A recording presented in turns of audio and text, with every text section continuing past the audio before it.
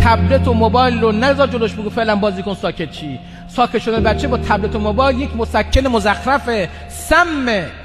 ساکت شدن با تخلیه انرژی های انباشته شده است.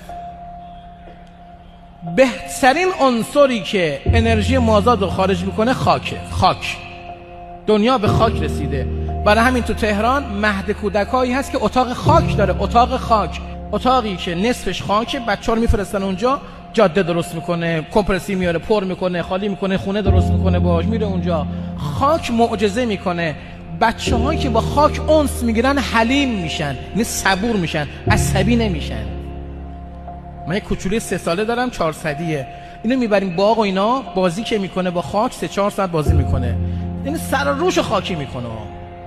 میاد که خونه یه پرس غذا میخوره، آروم میخوابه، دیگه جیغ جیغ نمیکنه. خیلی برکات داره. اگر خاک پیدا نکردید، آب، عنصر دوم آبه.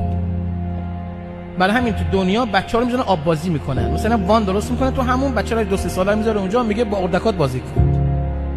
این دو عنصر از بچه نگیرید، خاک و آب، و خصوصا بیرون از خونه.